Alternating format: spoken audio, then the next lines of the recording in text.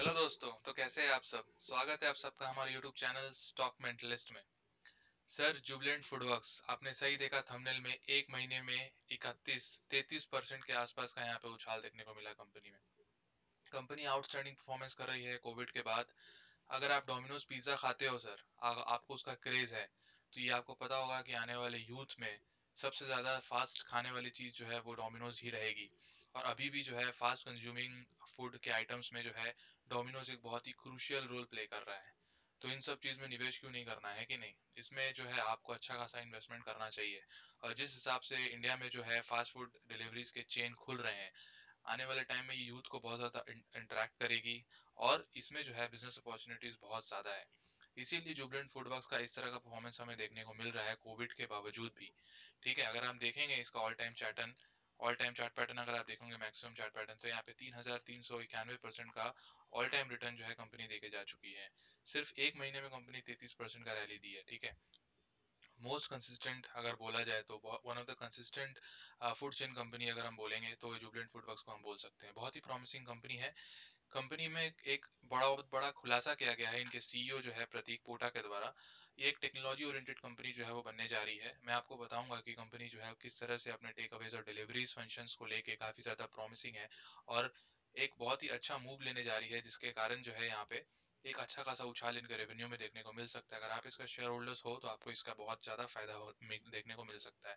तो चलिए उस बात को शुरू कर लेते हैं। अगर आपको मेरा काम पसंद आता है तो आप सब्सक्राइब कर सकते हो हमारे चैनल स्टॉक मेंटलिस्ट को, और बेल आइकन को हिट कर लेना।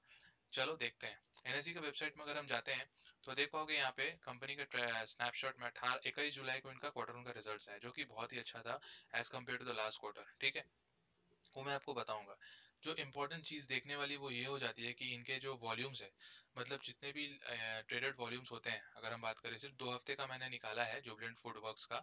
तो आप देखोगे यहाँ पे कितनी क्वांटिटी ट्रेड हो रही है। 4 अगस्त को 4,13,000, 3,10,000। अगर हम देखते हैं 18 अगस्त को, जिस दिन कंपनी 6% का इंट्राडे हाई लगाई, ठीक है, मतलब कल के दिन, उस दिन ट्रेडेड क्वांटिटी आपके पास होगा 25,29,000। समझ रहे हो कितना ज़्यादा? अगर हम 4 दिन का मिला भी लेना तो इतने दिन नहीं हो पा रहे हैं। एक दिन में 25 लाख ट्रेडेड क्वांटिटी यहाँ पे दिखा रही है कंपनी। ठीक है, तो इससे अंदाजा लग सकता है कि कंपनी में वॉल्यूम किस तरह से उठाया जा रहा है और कंपनी में किस तरह से ट्रेडिंग चल रही है। कंपनी जो है यहाँ पे बहुत ही अच्छा एक न्यूज़ निकल के आया है कंपनी के रिलेटेड। देख पा रहे हो, एक आर्टिकल है मनी कंट्रोल का यहाँ पे।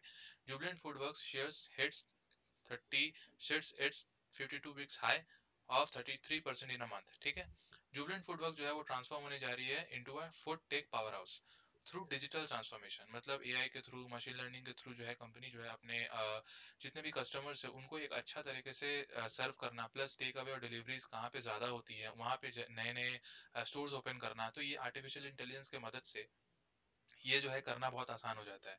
आपको पहले भी पता होगा, इसके पहले भी एक एग्जांपल हमने लोगों ने लिया था। ठीक है, आपको बहुत ही अच्छे से पता होगा, इंडिया में सबसे पहले सुपर कंप्यूटर किसने बाय किया था पता है आपको? और किसी ने नहीं sir, Asian paints company. ISRO के पास भी कंपनी नहीं था, इसरो के पास भी वो सुपर कंप्यूटर नहीं था। एशियन पेंट्स ने जो है उसको बाय किया, और इसीलिए किस लिए बाय किया था कि अब उसको अपने कस्टमर्स का डेटाबेस रिकॉर्ड करना था। कौन से जगह पे कौन सा पेंट बिकेगा कौन से समय में, ये उसका जो सुपर कंप्यूटर है अच्छे से कैलकुलेट करता था। जस्ट बिकॉज ऑफ दैट हम लोग एशियन पेंट्स को एक पेंट कंपनी नहीं बोलते हैं, उसको एक आर्टिफिशियल इंटेलिजेंस कंपनी बोला जाता है, टेक्नोलॉजी ओरिएंटेड कंपनी बोला जाता है। इसीलिए आज कंपनी के पास 50% के ऊपर का मार्केट शेयर है अगर बात करें तो पूरे इंडिया में। और इसीलिए आज वो एक नंबर वन कंपनी उभर के सामने आई है पेंट्स की अगर बात करें तो। उसी सेक्शन में अगर कंपनी को सब डिजिटलाइज होना है तो उनका डेटा जो है, कस्टमर्स का डेटा रखना बहुत इंपॉर्टेंट हो जाता है। तो जुबिलेंट फूडवर्क्स वही करने जा रही है। जुबिलेंट फूडवर्क्स शेयर्स देख पा रहे हो यहाँ पे कि वो जो है यहाँ पे एक पावर हाउस जो है बनाने जा रही है, फूड टेक पावर हाउस, जिससे जो है उनका डिलीवरीज और टेक अवे का जो बिजनेस है वो उससे बहुत ज़्यादा बूस्ट होगा। आपको पता होगा डोमिनोज पिज़्ज़ा और डंकिंग डोनट्स का ये मास्टर फ्रेंचाइजी ओन करते हैं इंडिया में। और भी बहुत सारे, जैसे हमारे एशिया के कंट्रीज हो गए, बांग्लादेश, नेपाल, उसी तरह से डिफरेंट डिफरेंट कंपनीज। इंडिया की हम बात कर लेते हैं तो यहाँ पे आप देख पा रहे हो Jubilant FoodWorks added 29 stores last quarter. ठीक है, 20 new outlets for Domino's pizza and 3 stores each of its other brands, Dunkin Donuts, एकदम एंड होंग किचन। ठीक है, बहुत अदर्स के भी अदर्स छोटे छोटे अगर हम फ्रेंचाइजी की बात करें तो वो भी ओन करती है। लेकिन जो मेजर इनका चंक रेवेन्यू आता है वो जुबिलेंट फूडवर्क्स से, मतलब इनके थ्रू ही आता है, डोमिनोज के थ्रू ही आता है। और आपको पता भी होगा डोमिनोज को क्या क्रेज है इंडिया में। जुबिलेंट फूडवर्क्स, आपको पता होगा कि ये वाला जो क्वार्टर इनके काफी अच्छे तरीके से यहाँ पे रिजल्ट्स इन्होंने शो किए थे। ठीक है, मैं आपको बताऊँगा। अगर आप देखोगे यहाँ पे आज का जो डिलीवरी क्वांटिटी यहाँ पे मैंने आपको दिखाया है कि किस तरह से जो है एवरेज इनका क्वांटिटी जो होता है वो 20,000 के आसपास होता है, लेकिन एक दिन का script was trading at the volume of 45,000 shares. ठीक है, मैंने आपको पहले भी दिखाया कि किस तरह से जो है यहाँ पे शेयर्स दिख रहे हैं। Jubilant FoodWorks aim to transform itself into a food tech power house. ठीक है, after reporting a robust recovery from the COVID-19, the company said, "We intended to use the technology at the heart of everything, and we do and use it to completely transform and ramp up our customer experience, employee experience, and to drive operational efficiencies." प्रतीक पोटा जो है इनके CEO वो कहते हैं कि is a whole time director of the Jubilant Food Works said during the investor call after the first quarter results। ठीक है, ये बेसिकली जो है काफ़ी ज़्यादा ग्रोथ एक्सपेक्ट करते हैं अगर अपने टेक अवेज और अपने यहाँ पे जो बिजनेस है इनके, ठीक है, डिलीवरीज वाले बिजनेस से। अगर हम देख लेते हैं यहाँ पे कंपनी के कुछ points, Jubilant FoodWorks taking initiative to a tap digital better, right from building and strong digital team and a data science team to opening more store focused on deliveries and takeaways, company set. ठीक है, तो company में जिस तरह से deliveries और take Awez लिए जा रही है, ठीक है, मतलब घर बैठे लोग ऑर्डर कर रहे हैं डोमिनोज पिज्जा को, तो उसके डिमांड को देखते हुए कंपनी जो है यहाँ पे आर्टिफिशियल इंटेलिजेंस और साइंस, डेटा साइंस के थ्रू कि कौन से जगह पे ज़्यादातर यहाँ पे डिलीवरीज मंगाई जा रही है, तो वहाँ पे एक स्टोर खोलना ताकि डिलीवरी कॉस्ट को ऑप्टिमाइज किया जा सके और जो है अच्छा खासा प्रॉफिट कंपनी में गेन हो जाए। तो ये सब कंपनी जो है वो करने जा रही है, ये बहुत ही अच्छा यहाँ पे माइंडसेट है कंपनी के लिए। कंपनी जो है प्लान कर रही है कि 100 से 150 नया स्टोर जो है वो खोले इस फाइनेंशियल ईयर में, majority of which will be equipped only the deliveries and takeaways. ठीक है, वो बेसिकली इसी को ओरिएंटेड करके यहाँ पे कंपनी करने जा रही है। देख पा रहे हो यहाँ पे, we are intend to invest in growing our machine learning and artificial intelligence capabilities। ठीक है, तो इसके थ्रू ही कंपनी अपने बिजनेस को आगे बढ़ा सकती है, क्योंकि ये जो है टेक्नोलॉजी का सहारा आप सबको लेना पड़ता है। ठीक है, कोविड के बाद तो ऑब्वियसली बात ही हो गया है ये वाला चीज लेना। तो ये कंपनी में बहुत ही अच्छे तरीके से मैं भी निवेशित हूँ, अगर आप भी निवेश करना चाहते हो तो दिक्कत वाली बात यहाँ पे सिर्फ एक ही नजर आती है मेरे को, लेकिन वो उतनी बड़ी दिक्कत वाली बात नहीं है, लेकिन फिर भी आपको बताना मेरा फर्ज है। वो है कंपनी में कर्जा। ठीक है, बैलेंस शीट अगर आप देखते हो कंपनी के पास रिजर्व्स कंपनी के पास 1295 करोड़ के आसपास है, लेकिन कंपनी के पास बोरिंग्स अगर आप देखोगे रिसेंट मार्च 2021 में, तो 1620 करोड़ का यहाँ पे बोरिंग्स है। तो यहाँ पे बोरिंग्स जो है थोड़ा ज़्यादा है, थोड़ा एंड तक ज़्यादा है, मगर यहाँ पे डरने की आवश्यकता नहीं है, बड़ी कंपनी है। तो यहाँ पे कैपिटल इंसेंटिव बिजनेस आपको पता भी होगा कि फ्रेंचाइजी खोलने में पैसे वैसे लगते भी है काफ़ी। तो ऐसा दिक्कत नहीं है, कंपनी अच्छे तरीके से ग्रो भी कर रही है, आने वाले टाइम में अपने कर्जे को आराम से बीट ये कर सकती है, मतलब हटा सकती है।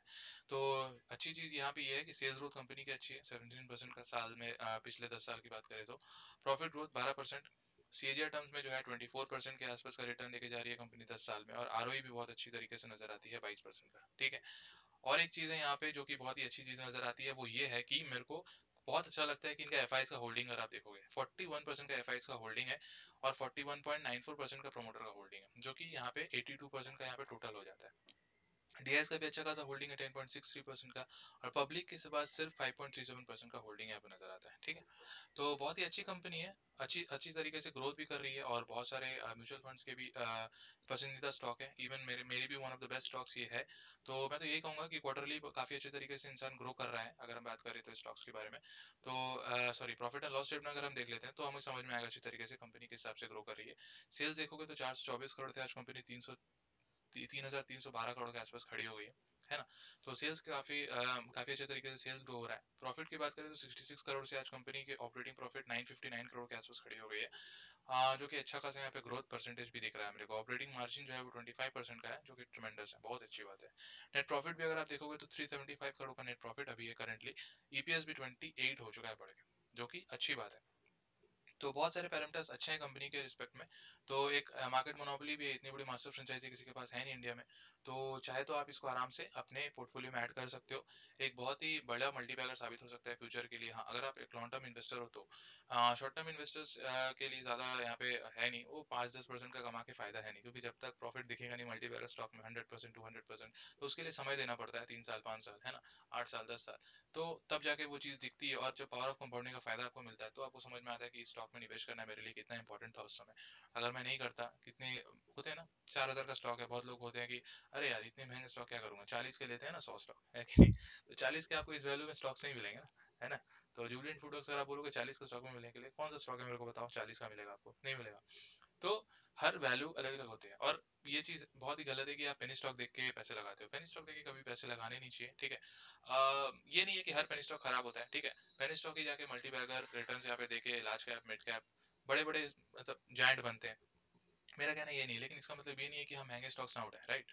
तो ये एक आप देखो, कुछ 59,000 करोड़ का मार्केट कैप है, ठीक है। एक अच्छी खासी कंपनी है यहाँ पे। तो सिर्फ महंगा स्टॉक लेके मैं नहीं उठाऊंगा, ये गलत धारणा है, क्योंकि आपको अगर 40,000 में 10% का भी प्रॉफिट मिलता है तो आपको 4,000 ही होता है। और 40,000 में अगर आप कितने भी क्वांटिटी खरीद कर रखो, मान लो अब आप 1 लाख क्वांटिटी खरीद कर रखो, मिलना अगर आपको 10% ही है, तो अल्टीमेटली आपको वही मिलेगा, 4,000 ही मिलेगा। तो मेरा तो यही कहना है कि आप अच्छे स्टॉक में निवेश करो रादर देन देयर प्राइस, ठीक है।